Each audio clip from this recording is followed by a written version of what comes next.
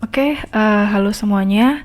Kita masuk ke dalam bab 19 yang membahas mengenai manajemen sumber daya manusia global. Di dalam bab ini kita akan mempelajari bagaimana jika perusahaan mencoba untuk mengembangkan dirinya secara global, terutama terkait dengan pengelolaan sumber dayanya. Nah, di dalam materi ini kita mulai dari mengetahui apa itu definisi dari sumber daya manusia. Sumber daya manusia di sini adalah aktivitas yang dilakukan oleh organisasi untuk meningkatkan sumber daya manusia secara efektif.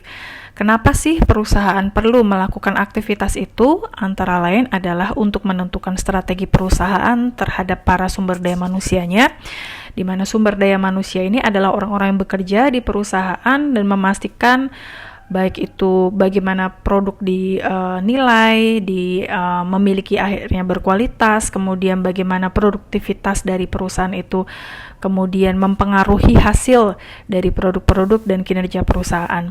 Kemudian aktivitas di dalam sumber daya manusia juga adalah staffing atau penempatan. Jadi siapa sih yang harus ada dalam posisi tertentu, siapa yang harus dikirim ke luar negeri untuk menjadi manajer, siapa yang harus dikirim ke luar negeri untuk menjadi staff, asisten, dan seterusnya. Kemudian setelah itu dilakukan evaluasi kerja, di mana setelah mereka melakukan pekerjaan mereka harus ada penilaian dan evaluasi apakah mereka melakukan dengan baik, dengan benar atau tidak. Kemudian manajemen pengembangan, di mana posisi karyawan dalam sebuah perusahaan itu tidak akan statis, tetapi juga dipikirkan karirnya, jenjang karirnya. Jadi ketika dia masuk di perusahaan, ketika dia misalnya direkrut sebagai seorang penjaga gudang, kemudian ditingkatkan menjadi tenaga administrasi, lalu mungkin karena kinerjanya bagus menjadi manajer sampai dia pensiun ya, karirnya itu harus mengalami peningkatan. Lalu penggajian, bagaimana mereka digaji, strategi apa saja dalam hal pemberian kompensasi, dan terakhir adalah bagaimana hubungan tenaga kerja dengan perusahaan, bagaimana memelihara hubungan yang harmonis antara perusahaan dengan tenaga kerja. Nah, bagaimana sih peran strategis human resource management dalam perusahaan internasional? Terutama human resource management dapat membantu perusahaan untuk mengurangi biaya penciptaan nilai dan menambah nilai untuk melayani kebutuhan konsumen.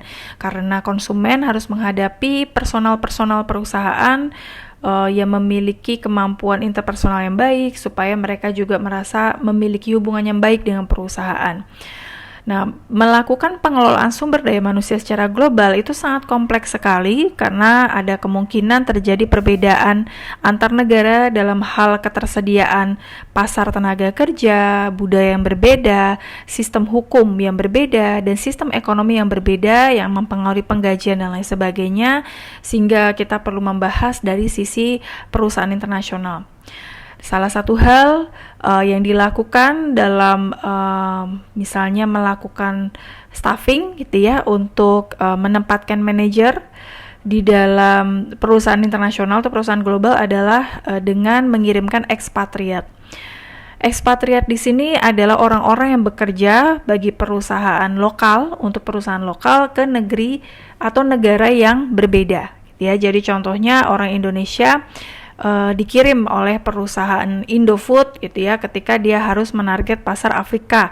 Jadi dia harus menjadi manajer penjualan di pasar Afrika untuk Indofood, maka dia menjadi ekspatriat di negara Afrika. Atau orang Amerika yang bekerja di Bali untuk mewakili perusahaan Coca-Cola misalnya, ataupun Canon meng-hire karyawan lokalnya yang asli Jepang untuk pergi ke Jakarta menjadi wakil manajer dari produk-produk Canon yang terbaru seperti itu. Nah, itu disebut sebagai ekspatriat. Nah, dalam pengelolaan ekspatriat kita harus memikirkan siapa sih yang akan ditugaskan, ya, bagaimana mereka akan diberikan gajinya, lalu pelatihan yang tepat untuk mereka itu seperti apa, dan bagaimana strategi ketika mereka harus melakukan yang disebut sebagai reintegration. Mereka sudah ditugaskan bertahun-tahun di luar negeri, kemudian kembali ke negara asal, maka harus ada penyesuaian. Melakukan suatu pengelolaan terhadap sumber daya manusia itu melibatkan pengelolaan juga budaya di dalam perusahaan dan juga berkaitan dengan pengelolaan insentif dan pengendalian ataupun kontrol gitu ya terhadap kinerja mereka, memastikan mereka melakukan pekerjaan dengan baik dan benar. Dan itu ketika kita mencoba untuk mengirim mereka ke dalam pasar internasional, kita harus memastikan kita juga punya kemampuan gitu ya untuk bisa melakukan pengelolaan itu dalam konteks internasional.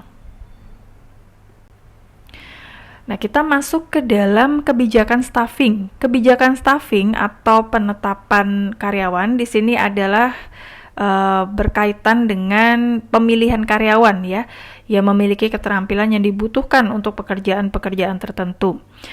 Melakukan staffing ini bisa digunakan juga menjadi alat untuk mengembangkan promosi pada budaya perusahaan dan juga pada norma dan sistem nilai perusahaan.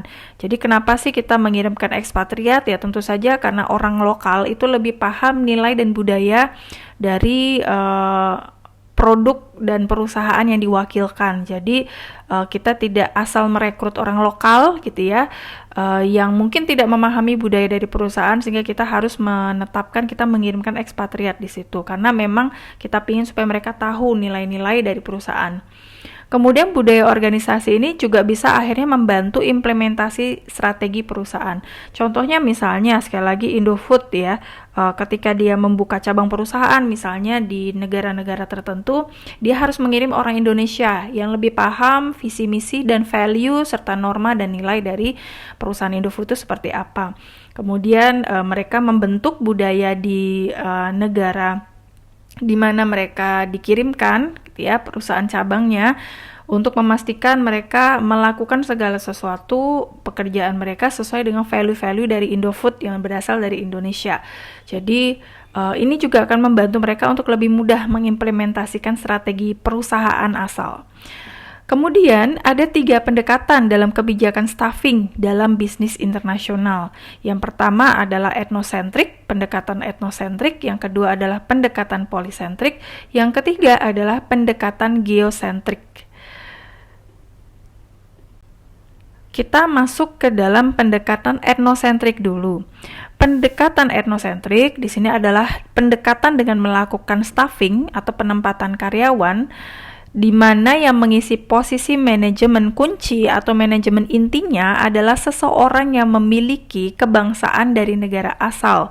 Jadi contohnya misalnya Samsung itu adalah produk dari Korea. Ketika dia mau menarget pasar Indonesia, dia mau bikin perusahaan Samsung khusus Indonesia, dia harus mengirimkan manajernya atau direkturnya asli dari Korea untuk melakukan pengelolaan dan memastikan bahwa budaya organisasi itu tetap terjaga di Samsung Indonesia. Jadi itu adalah pendekatan etnosentris. Perusahaan yang menerapkan kebijakan etnosentris percaya bahwa kurangnya keterampilan individu di negara host country atau negara yang dituju untuk mengisi posisi manajerial. Jadi mereka itu merasa nggak pede dengan staff yang ada di host country-nya atau di perusahaan lokalnya gitu ya. Jadi misalnya di Indonesia nih mereka merasa bahwa skill karyawannya nih kurang bagus, sehingga mereka harus memastikan manajernya adalah yang punya kemampuan dan paham nilai-nilai dari perusahaan. Kemudian itu mereka lakukan juga sebagai cara untuk memelihara budaya organisasi yang kuat gitu ya. Jadi mereka pingin tadi ya value-value-nya tertanam dengan baik ya. Samsung itu perusahaannya seperti apa sih? Nilai-nilainya yang bagaimana? Kemudian nilai yang dapat diciptakan dengan melakukan transfer kompetensi inti dari negara asing melalui parents country. Jadi mereka juga menganggap tadi ya, kalau saya memastikan bahwa manajernya itu dari asli Korea, maka mereka yang udah punya skill bisa mentransferkan kompetensi mereka gitu ya kepada karyawan-karyawan di host country-nya. Akan tetapi kelemahan dari ethnocentric approach di sini adalah membatasi kesempatan untuk maju ya, terutama host country. Jadi Samsung Indonesia ini karena manajernya itu asalnya dari Korea, mereka jadi nggak bisa belajar banyak karena lebih banyak kepercayaan diberikan kepada manajer Korea. Itu adalah kelemahannya.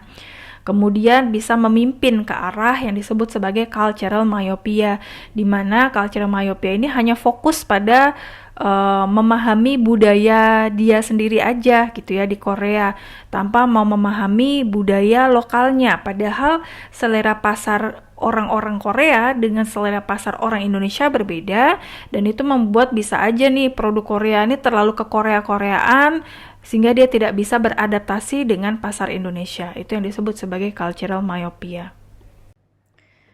Strategi kedua adalah pendekatan polisentrik, di mana fokusnya di sini seorang manajer perusahaan lokal itu direkrut dari perusahaan lokalnya atau host country-nya. Sedangkan untuk perusahaan puncak atau perusahaan aslinya itu harus didatangkan atau didapatkan dari orang aslinya dari parent country. Contoh, kalau pada strategi yang Samsung tadi ya, Samsung ini kalau dia punya perusahaan asli Korea, yaitu harus dipimpin oleh orang Korea. Sedangkan kalau dia membuka cabang di Indonesia, ya manajer yang akan dicari adalah direkrut orang Indonesia. Di Malaysia itu harus orang Malaysia, nanti buka cabang di Thailand harus orang Thailand.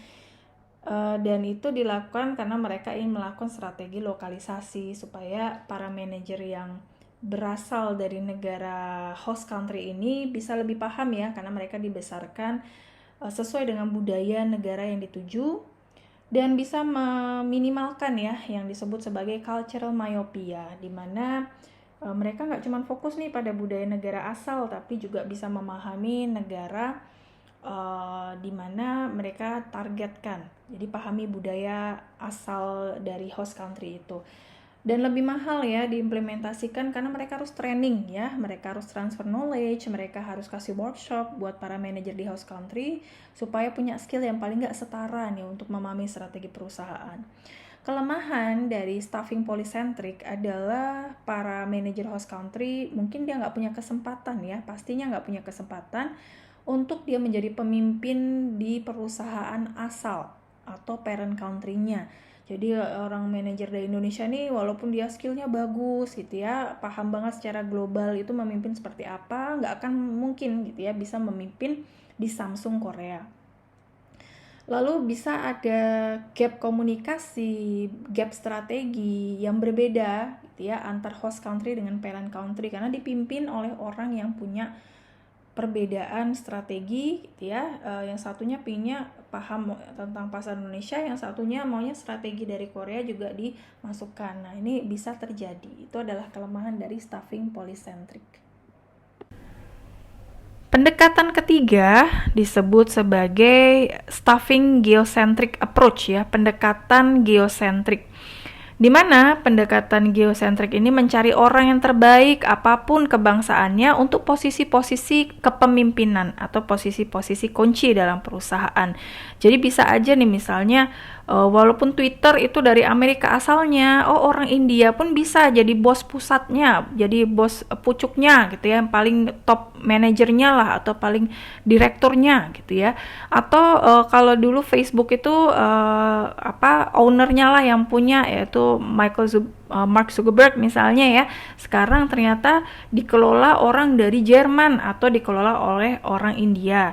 Jadi geocentric approach ini lihatnya pada skill dan performance orang-orang yang memang punya skill yang top notch gitu ya, yang terbaik untuk bisa menempati posisi kunci. Dia nggak peduli kebangsaannya apa. Nah, geocentric approach ini konsisten ya untuk bisa membangun budaya yang cenderung punya keinginan untuk membaur dengan jaringan manajemen yang informal. Jadi memang mereka itu pinginnya targetnya ya global ya, bahwa budaya itu nggak cuman hanya budaya dari asal perusahaan. Ini cocok juga untuk perusahaan yang mengejar globalisasi dan transnational strategy ya, yang dia pinginnya tuh paham benar pasar itu kalau bisa pasar internasional ya, bukan cuman pasar yang berbeda, punya selera yang berbeda-beda, tapi pasar itu diterima di seluruh negara.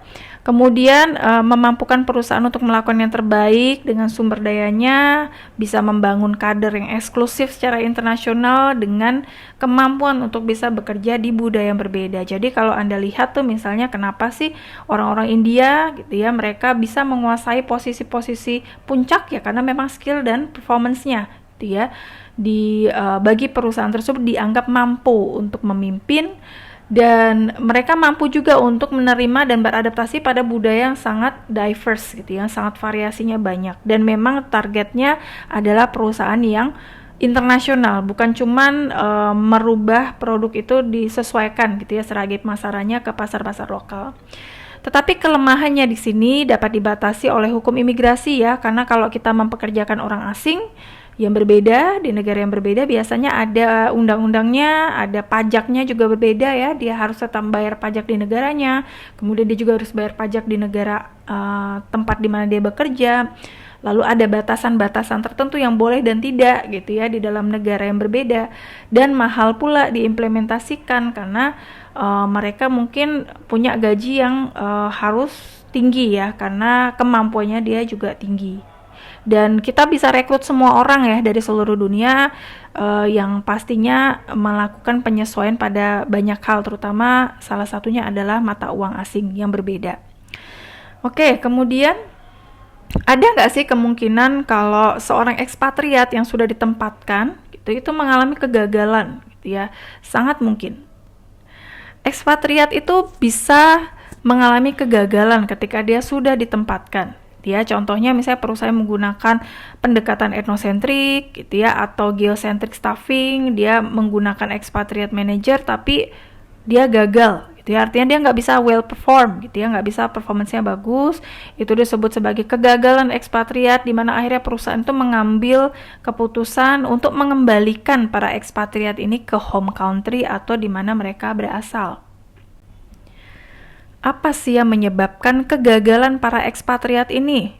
Ya, ini contoh-contohnya hanya beberapa negara, ada US, ada Eropa, dan Jepang. Ini contoh yang sudah terjadi ya berdasarkan buku bisnis internasional. Yang biasanya yang terjadi dalam ekspatriat US itu adalah dia nggak mampu beradaptasi gitu ya. Jadi misalnya nih, kalau ekspatriat dari US, kalau namanya wedding celebration ya, pernikahan itu nggak harus beramai-ramai, seluruh keluarga, seluruh tetangga itu dirayakan besar-besaran gitu ya. Biasanya mereka hanya menggunakan orang-orang terdekat gitu ya, keluarga yang terdekat dan juga teman-teman terdekat. Nggak semua satu kantor itu diundang gitu. Jadi para ekspatriat ini mungkin nggak mampu beradaptasi di Indonesia, di mana harus selalu datang kondangan sebulan 1 kali, 2 kali, 3 kali gitu ya, banyak banget, dan undangannya banyak, dan yang diundang juga kalau dia punya event itu harus banyak. Nah, dia nggak mampu beradaptasi misalnya, akhirnya dia merasa culture shock gitu ya, dan dia nggak mampu bekerja dengan maksimal. Dan ketidakmampuan pasangannya juga itu untuk beradaptasi lingkungan lokal itu juga memungkinkan, karena kan kalau pasangannya itu stres, mungkin ya culture shock, dia nggak bisa bekerja dengan baik gitu ya, karena pendukungnya aja nggak bisa mendukung dengan baik. Kemudian alasan family related lainnya, biasanya mungkin anaknya nggak bisa beradaptasi dengan lingkungan sekolahnya, ataupun waktu di Indonesia dia malah sering sakit ya, mungkin karena sakit perut, makan apa-apa pedas dan lain sebagainya. Masalah ketidakdewasaan emosi gitu ya, karena dia culture shock, perbedaan budaya yang sangat banyak, mungkin masalah cuaca juga itu bisa mempengaruhi, karena kita tropical cenderung panas, kalau di luar negeri cenderung dingin, dan ini menyebabkan dia justru gampang emosi misalnya, dan marah-marah terus akhirnya di kantornya. Ketidakmampuan juga untuk mengatasi tanggung jawab yang lebih besar di luar negeri. Nah, itu rata-rata yang terjadi dalam ekspatriat US. Kalau di Eropa biasanya karena pasangannya nggak mampu beradaptasi ya. Dulu rumah saya tuh gede banget, misalnya waktu di Europe, orangnya juga individualis gitu ya, saya nggak harus selalu bersosialisasi gitu ya. Sedangkan kalau di Indonesia itu sangat kolektif ya budayanya, orang-orangnya suka arisan di sekolah ada, arisan di RT ada, ntar arisan di RW juga ada, arisan di mana keluarga juga ada, arisan mulu gitu ya. Jadi dia draining gitu ya, social energinya itu draining ya, karena dia terlalu kolektif budayanya. Nah, kalau pasangannya nggak bisa mendukung dengan baik, dia biasanya akan menyampaikan keengganannya untuk tetap tinggal gitu ya di negara host country, dan ini berpengaruh ya pada produktivitas gitu ya dari suaminya mungkin yang bekerja di negara host country.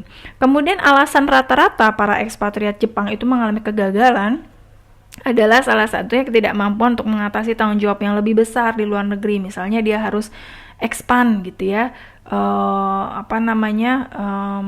cabang perusahaan, yang dimana kalau dia di Indonesia kan kebudayaan di orang Yogyakarta dengan dia harus pindah misalnya di Surabaya itu berbeda nih budayanya. Nah, dia nggak mampu misalnya menjadi ekspatriat, berekspansi. Kemudian kesulitan untuk adaptasi di lingkungan yang baru, ini sama juga ya, orang Jepang kan rata-rata mereka sangat introvert gitu ya, dan ketika mereka harus beradaptasi di Indonesia yang rata-rata orangnya sangat suka nih gitu ya untuk ngobrol dan lain sebagainya, bahkan setelah pulang kantor itu pun sukanya nongkrong-nongkrong dan lain sebagainya. Nah, ini mungkin mereka nggak mampu beradaptasi, dan masalah personal, masalah emosi, kemudian ketidakmampuan teknis untuk memahami gitu ya, mungkin alat-alat tertentu yang berbeda, mungkin alatnya sangat canggih gitu ya di Jepang, tiba-tiba dia harus datang ke Indonesia menyesuaikan alat yang lebih tradisional atau yang lebih simple gitu ya, membuat dia tidak mampu ya untuk memahami secara teknis. Kemudian juga kemampuan untuk pasangan ekspatriat beradaptasi. Jadi ini adalah biasa yang terjadi gitu ya, mengapa para ekspatriat ini mengalami kegagalan. Bagaimana cara yang bisa dilakukan oleh perusahaan supaya mencegah gitu ya kegagalan tadi bisa terjadi para ekspatriat mereka yang udah mahal-mahal mereka kirimkan ke negara asing gitu ya. Nah, ada 4 dimensi gitu ya yang bisa kita lakukan untuk memprediksi ekspatriat ini bakal sukses atau enggak ya kalau saya kirimkan ke luar negeri. Yang pertama adalah self-orientation. Jadi dia harus orang-orang yang punya harga diri yang tinggi, kepercayaan diri, harus memiliki kesejahteraan mental. Jadi bukan orang-orang yang masih galau gitu ya, masih baperan gitu ya, dikirimin. Jadi dia harus secara mental itu kuat, harus sangat percaya diri dengan kemampuannya, harus punya harga diri juga yang cukup baik gitu ya, artinya dia secara mental itu sudah menang gitu ya, sudah menjadi orang yang sangat dewasa. Kemudian others orientation, ini adalah kemampuan untuk bisa berinteraksi secara efektif dengan host country-nya, orang-orang lokalnya yang akan dimana dia pimpin. Jadi ya dia harus mampu beradaptasi. Kalau dia awalnya jarang gitu ya, party-party gitu ya, ya nanti kalau datang ke Indonesia ya kondangan ya harus datang gitu ya, harus mampu duduk bareng-bareng, menikmati kebersamaan, sangat kolektif dan lain sebagainya untuk dia bisa diterima gitu ya bersama dengan warga lokal karena menghormati budaya lokal. Kemudian perceptual ability di sini adalah kemampuan untuk memahami mengapa orang-orang dari negara lain berperilaku seperti yang mereka lakukan. Jadi kalau kita punya persepsi yang bersifat etnosentrisme gitu ya, bahwa menganggap yang paling baik itu budaya saya, atau kita belum udah punya asumsi dan menstereotipkan orang lain nih, orang Indonesia ini kalau rapat ini pasti nggak pernah on time. Jadi belum kita udah punya asumsi dan persepsi kita adalah negara kita yang adidaya, yang paling bagus, negara lain tuh ketinggalan zaman, sangat kuno gitu ya, tidak berpendidikan, tidak berperilaku beradab yang baik. Jadi kita punya persepsi yang sangat terbatas seperti itu. Ini membuat kita nggak bisa memahami kenapa sih kalau orang melakukan sesuatu caranya begitu gitu ya. Kenapa sih kalau kita salaman gitu di Indonesia pakai salam tangan, nggak cium pipi kiri, cium pipi kanan gitu ya. Kenapa kok kita mereka nggak hangat ya menerima saya nggak dipeluk, saya nggak dirangkul gitu ya, karena mungkin budayanya berbeda, cara mereka berbeda. Nah, kalau orangnya punya persepsi yang sangat kaku gitu ya dan menganggap bahwa budaya yang paling baik, nah itu adalah perceptual ability, dia belum layak ya untuk menjadi ekspatriat yang baik, pasti akan menemui kegagalan. Kemudian cultural toughness, kemampuan untuk menyesuaikan diri terhadap wilayah penempatan. Jadi ya dia harus punya kemampuan juga untuk memahami budaya setempat, kemudian memahami bahwa saya tuh dikirimin dalam suatu negara lain pasti budayanya berbeda gitu. Dan sangat penting juga untuk seorang ekspatriat tuh punya global mindset gitu ya. Global mindset di sini adalah suatu atribut yang mendasar ya untuk seorang manajer global. Dia harus memiliki kemampuan kompleksitas kognitif ya. Jadi dia mampu berpikir yang kompleks.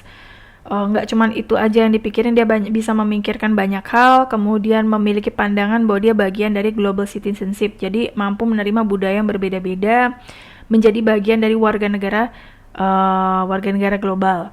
Kemudian bagaimana sih kita kemudian bisa punya hal-hal seperti itu ya, punya kompleksitas kognitif, punya pandangan yang kosmopolitan, yang memiliki rasa global citizenship yang tinggi. Nah, ini ada beberapa faktor sebenarnya yang membantu kita atau seorang ekspatriat yang bagus itu bisa punya daya tahan yang tinggi.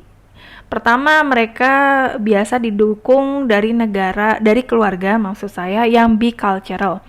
Jadi bicultural artinya dia dari keluarga yang memang dari awalnya punya budaya yang udah berbeda aja gitu ya. Misalnya ayahnya orang Jerman, ibunya orang Bali, atau bapaknya orang Prancis, ibunya orang Thailand gitu ya.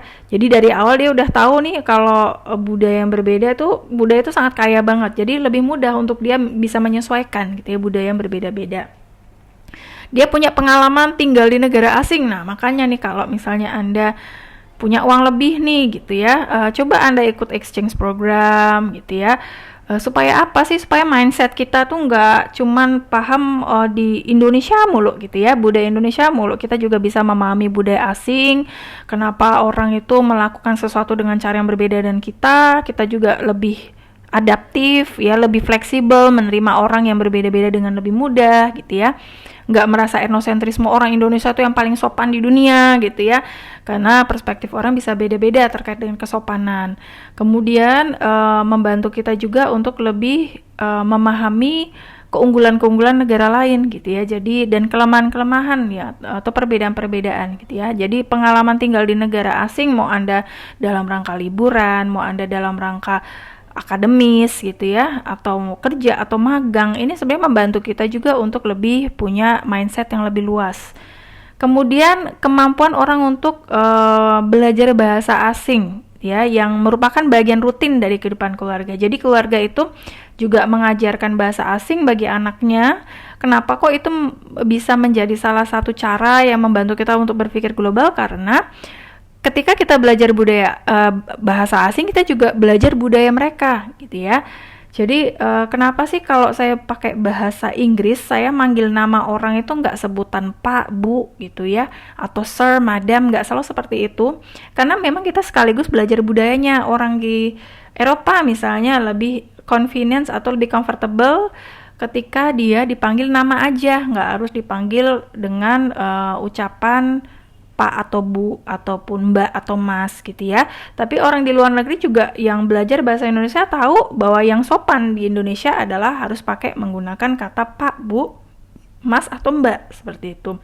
Jadi sambil kita belajar bahasa itu sebenarnya sekaligus kita belajar budayanya gitu ya, karena ada perbedaan-perbedaan cara di situ. Oke. Nah, hal lain yang dibahas juga dalam sumber daya secara global adalah melakukan pelatihan dan pengembangan. Jadi seorang ekspatriat tuh harus mengalami training juga, harus dikasih workshop juga ya untuk mempersiapkan mereka dalam melakukan pekerjaan tertentu. Selain itu, seorang manajer sumber daya manusia tuh harus memikirkan manajemen development. Jadi karyawan ini nggak boleh ada dalam posisi yang sama dari awal sampai akhir. Dia harus dikasih tantangan-tantangan supaya dia karirnya meningkat gitu ya. Jadi membantu mereka juga untuk mengembangkan personal mereka, meningkatkan gaji mereka, memperkuat juga komitmen mereka pada perusahaan karena merasa diperhatikan. Nah, manajemen development ini sangat penting juga untuk dilakukan. Nah, bagaimana kalau kita mau memikirkan pelatihan ya khusus untuk ekspatriat, para manajer-manajer yang ditugaskan gitu ya sebagai seorang ekspatriat. Training yang perlu gitu ya supaya mengurangi kegagalan ekspatriat adalah cultural training atau pelatihan budaya, antara lain dengan menumbuhkan apresiasi terhadap budaya negara tuan rumah. Jadi memahami nih kalau di sana itu dalam hal Hofstede cultural dimensionnya lebih ke individualism, kemudian mereka lebih ke masculinity, sehingga mereka tuh orang yang seperti ini, cara bekerja, cara pengambilan keputusannya, mereka adalah cultural konteksnya low gitu ya, mereka suka segala sesuatu tuh ngomong aja to the point, gak usah pakai non-verbal communication, gak usah pakai bahasa tubuh yang enggan dan seterusnya, harus ngomong apa adanya. Jadi dikasih training untuk memahami budaya di negara yang berbeda tuh seperti apa. Kemudian language training ya, kemampuan bahasanya juga di training. Jadi nggak cuma bahasa-bahasa yang mungkin secara akademis atau dalam dunia pekerjaan, tapi mereka juga harus memahami bahasa-bahasa yang cenderung sampai bahasa lokalnya ya. Misalnya kalau di Yogyakarta gitu ya, orang bilang lapar gitu ya, maka bahasa Jawanya apa. Jadi sampai bahasa lokalnya juga masyarakatnya, supaya dia gampang untuk mingle gitu ya dengan masyarakat lokalnya. Kemudian physical training ya, membantu keluarganya dan juga para ekspatriat itu untuk bisa menyesuaikan diri dan kehidupan sehari-hari di tuan rumah gitu ya. Dan biasa menurut penelitian di sini mereka mengalami pelatihan itu bisa 1-5 tahun sebelum keberangkatan mereka. Jadi mereka tuh udah dipersiapkan ya untuk menjadi ekspatriat, dan menerima pelatihannya tuh udah jauh-jauh hari ya sebelum keberangkatan. Nah, ada kalanya mungkin penugasan itu sudah berakhir, maka ekspatriat itu harus kembali ke home country mereka, dan program itu disebut sebagai reintegration, di mana mereka kembalikan gitu ya ke negara asing. Kenapa sih harus ada program reintegration, reintegrasi kembali gitu ya? Karena mereka udah terbiasa dengan budaya di mana mereka ditugaskan gitu ya, negara di mana mereka ditugaskan. Mereka waktu kembali lagi ya harus menyesuaikan lagi gitu ya budayanya.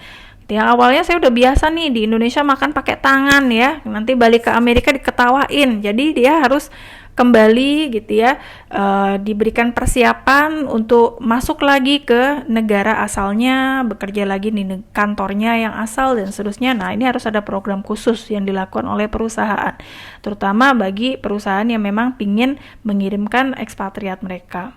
Nah, berikut ini kita akan membahas mengenai bagaimana sih cara seorang ekspatriat itu digaji.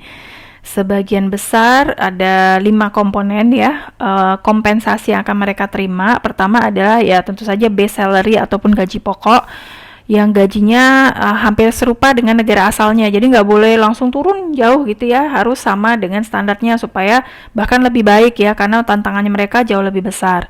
Kemudian ada foreign service premium. Di sini adalah pembayaran ekstra yang diterima ekspatriat karena udah bekerja di luar negeri. Jadi kayak tunjangan tambahan ya, karena dia tuh mau ditugaskan ke luar negeri yang lebih menantang, lebih sulit, karena dia harus melakukan banyak penyesuaian dan lain sebagainya. Yang ketiga ada various allowance, tunjangan-tunjangan lainnya ya. Misalnya dikasih tunjangan akomodasi, perumahan yang bagus, biaya hidup untuk anak-anak yang dan keluarganya yang ikut dengannya, atau biaya pendidikan untuk anak-anaknya itu juga diberikan atau dalam bentuk tunjangan gitu ya kepada mereka. Tax diferensial, nah karena mereka juga harus bayar pajaknya 2 kali, jadi pajak dia sebagai seorang penduduk asal, misalnya dari Amerika Serikat, yang juga dipotong ya pajaknya sebagai pajak penghasilan ketika dia berada di negara luar negeri. Jadi dia dibantu juga oleh perusahaan untuk bisa mengcover ekstra tax-nya gitu ya, pajak tambahan lainnya. Dan yang berikutnya adalah benefits ya, di mana perusahaan memberikan tunjangan kesehatan, tunjangan pensiun yang harus sama besarnya dengan yang mereka terima di luar negeri maupun di negara asalnya. Jadi jangan sampai itu merugikan mereka. Saya rasa untuk materi mengenai human resource management ini saja. Ya, nanti Anda bisa membaca lebih banyak lagi dari teks yang tersedia. Namun hal-hal yang penting yang saya rasa perlu sharingkan sudah saya sampaikan. Terima kasih. Nanti Anda bisa kembali mempelajari materi-materi untuk memahami lebih dalam mengenai materi sumber daya manusia ini. Oke, terima kasih. Kita akan bertemu lagi di dalam pembahasan lainnya ya, yang terkait dengan bisnis internasional.